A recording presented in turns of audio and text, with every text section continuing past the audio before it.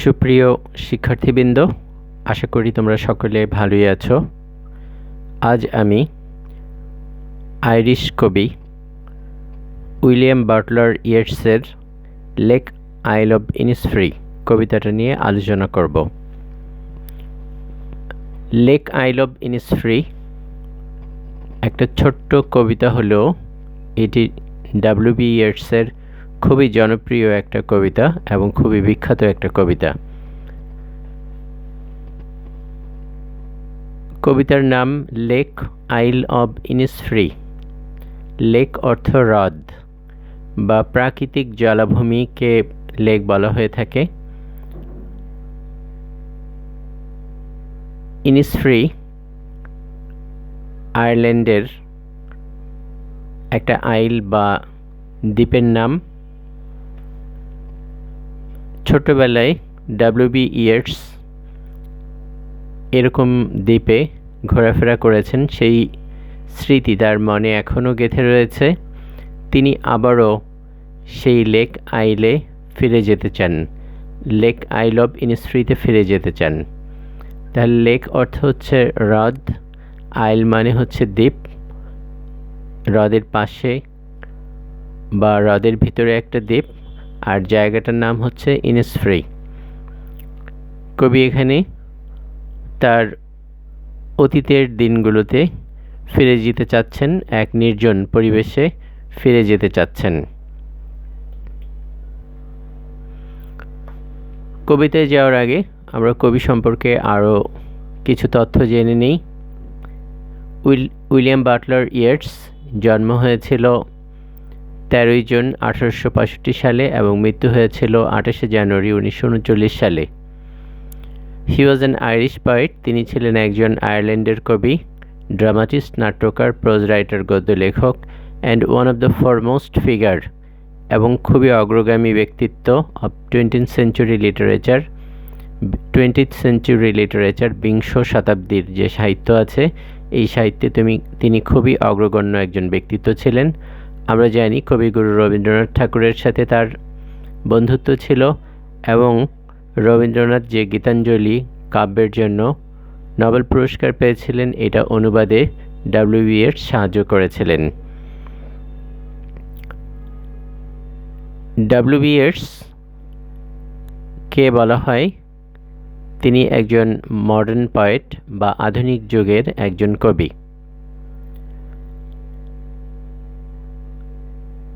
আধুনিক যুগের কবিতা মূলত রিয়েলিস্টিক বা বাস্তবতাপূর্ণ হয়ে থাকে, কিন্তু ডাব্লিউ.বি. ইয়েটসের ক্ষেত্রে আমরা দেখতে পাই যে প্রথম জীবনে তিনি রোমান্টিক কবিতা লিখেছিলেন এবং তিনি নিজেকে একজন রোমান্টিক কবি হিসেবে পরিচয় করিয়েও দিয়েছিলেন।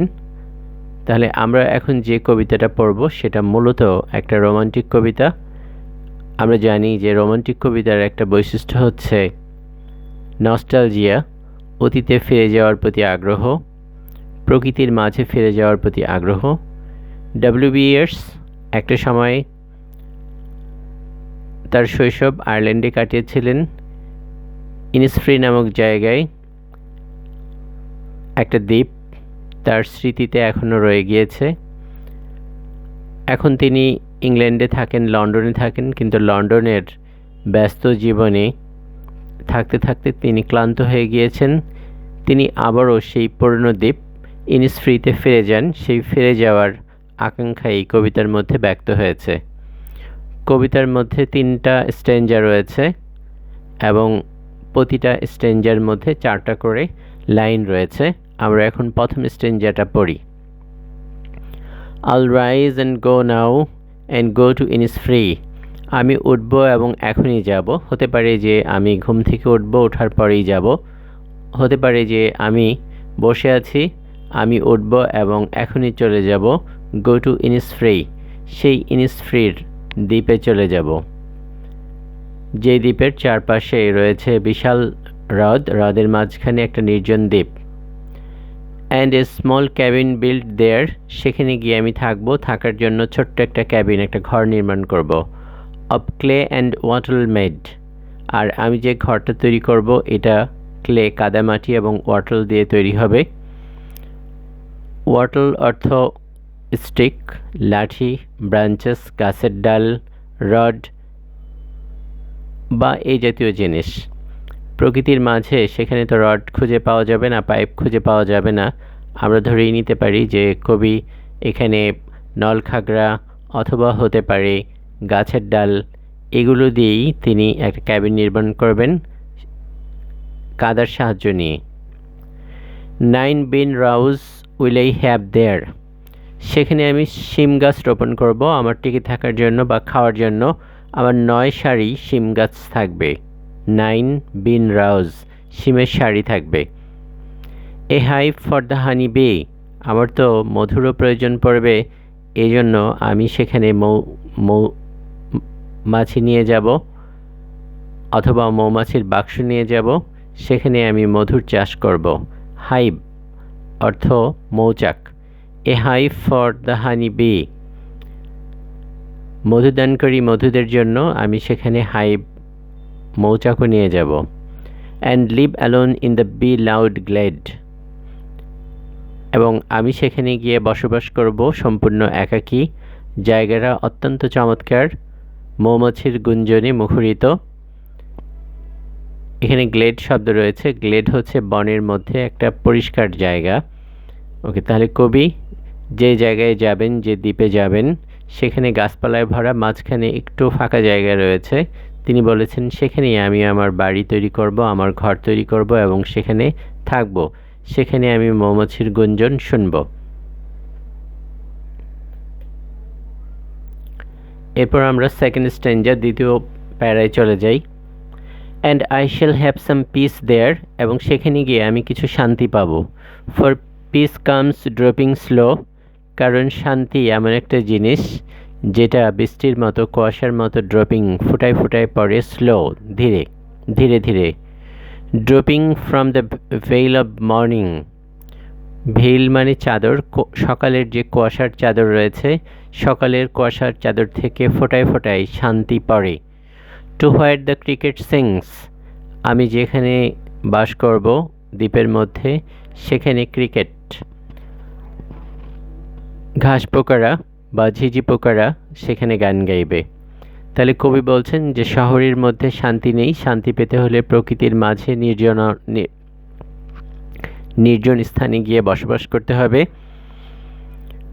আমি সেখানে গিয়ে বসবাস করব। সকালবেলায় আমি দেখব যে কুয়াশার চাদর থেকে ফোটায় ফোটায় শান্তি যেন নেমে আসছে, এবং আমি সন্ধ্যা হলেই ক্রিকেট, ঘাস পোকা বা ঝিঝি পোকাদের গান শুনতে পাবো। There midnight is all a glimmer, আমি যেখানে বসবাস করব জায়গাটা কিছুটা হলেও গ্রীষ্মমণ্ডলীয় হবে, অথবা আমি যে সময় যাব সময়টা গ্রীষ্মকাল হবে, কারণ যেহেতু সেখানে শিম হবে। তো বলা হয়েছে যে midnight is all a glimmer, মধ্যরাত্রে চকচক করবে, আকাশটা চকচক করবে, এখানে চাঁদের আলোতে চকচক করবে হতে পারে বা তারার আলোতে। অ্যান্ড নুন এ পার্পল গ্লো, এবং সেখানকার দুপুরবেলার রঙটা হবে বেগুনি রঙের। নুন দুপুরবেলা, পার্পল বেগুনি, গ্লো গ্লো অর্থ রং। তার মানে সময়টা গ্রীষ্মকাল হবে। গ্রীষ্মকালে আমরা জানি যে দুপুরে বেশ কিছু রৌদ্রের তেজ থাকে, এটা কি কবি পার্পল গ্লো বলেছেন। And evening full of the linnet's wing, এবং সন্ধ্যাবেলাটায় আমি দেখব যে লিনেট এক ধরনের পাখি, আমার সেই দ্বীপে প্রচুর লিনেট পাখি বসবাস করবে, তারা ডানা ঝাপটে আমার উপর দিয়ে উড়ে যাবে সন্ধ্যাবেলা। থার্ড স্ট্যাঞ্জা, এখন আমরা তৃতীয় স্ট্যাঞ্জাতে চলে যাই। I will arise and go now, প্রথম লাইনের পুনরাবৃত্তি করছেন কবি, আমি এখন উঠব এবং চলে যাব। For always night and day I hear lake water lapping with the low sounds by the shore, কারণ দিনে রাত্রে যখনই আমি শহরে থাকি, আমি লন্ডনে থাকি, বসে থাকি, কিন্তু দিনে রাত্রে সবসময়ই আমি আমার অন্তরের কানে শুনতে পাই, ওই লেকের পানির শব্দ শুনতে পাই। ল্যাপিং, ল্যাপিং অর্থ হচ্ছে জেন্টলি, মৃদুভাবে ওয়াশ, ধুয়ে যাওয়া, এগেনস্ট কোনো কিছুর সাথে বাড়ি খাওয়া বা ধুয়ে যাওয়া। আমি লন্ডন শহরে থাকলেও ওই লেকের পানির শব্দ শুনতে পাই। কুলকুল ধ্বনি শুনতে পাই বাই দ্য শোর, তীরের সাথে ধাক্কা খেয়ে পানি এক ধরনের শব্দ তৈরি করছে, সেটা আমি শুনতে পাই অলওয়েজ, সবসময়। While I stand on the roadway, যখন আমি রাস্তায় দাঁড়িয়ে থাকি, or on the pavement grey, অথবা ধূসর পেভমেন্টের উপরে দাঁড়িয়ে থাকি। রাস্তার পাশে উঁচু জায়গা, পথিকদের পথ চলার জায়গাকে পেভমেন্ট বলা হয়। আমি রাস্তায় থাকি বা পেভমেন্টে থাকি, আমি শহরের যেখানেই থাকি না কেন, আমি সেই লেকের পানির শব্দ শুনতে পাই। I hear it in the deep heart's core, core মানে একদম গভীরে, হৃদয়ের গভীরে, ডিপ অর্থ গভীরে, কোর অর্থ মূল। আমি হৃদয়ের মূলে, হৃদয়ের গভীরে সেই পানির শব্দ শুনতে পাই।